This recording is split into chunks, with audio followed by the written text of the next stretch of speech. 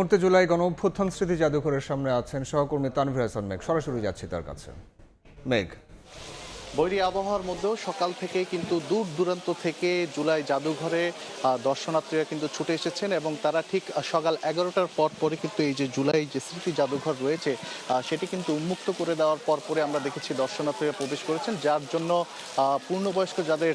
রয়েছেন তাদের জন্য টিকিট মূল্য 50 টাকা করে নেওয়া হচ্ছে এবং অন্যদিকে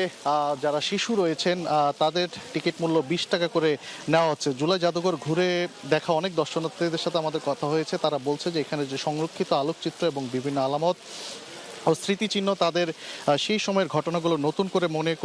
মনে করিয়ে দিচ্ছে এবং তাদের ভাষায় এটি শুধু জাদুঘর নয় বরং একটি গুরুত্বপূর্ণ ঐতিহাসিক দলিল। এবং তারা বলছেন যে ভবিষ্যৎ প্রজন্ম যাতে সেই সময়ের ঘটনাগুলো সম্পর্কে জানতে পারে সেজন্যই এমন উদ্যোগের কিন্তু প্রয়োজন ছিল এবং তারা কিন্তু এটি সাধুবাদ জানাচ্ছে। একই সঙ্গে কিন্তু দর্শনার্থীরা বলছেন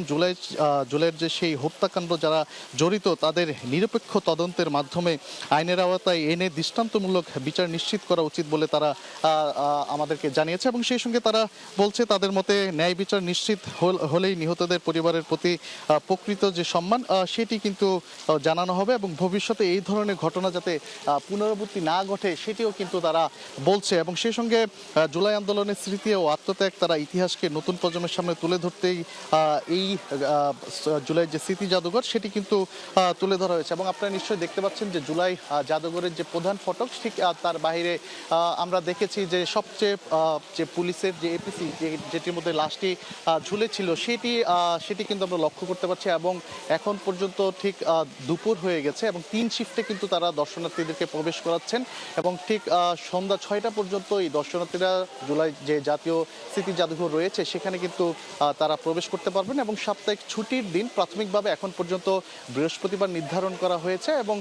সেই সঙ্গে হচ্ছে শুক্রবারে তারা হাফ বেলা অর্থাৎ দুপুর 3টার পর থেকে তারা এই জুলাই যে স্মৃতি জাদুঘর সেটিতে তারা প্রবেশ করতে পারবে। তো এই ছিল আমার কাছে এখান থেকে সর্বশেষ। সহকর্মী তানভীর হাসান মেঘ যুক্ত হয়েছিলেন জুলাই স্মৃতি জাদুঘর থেকে।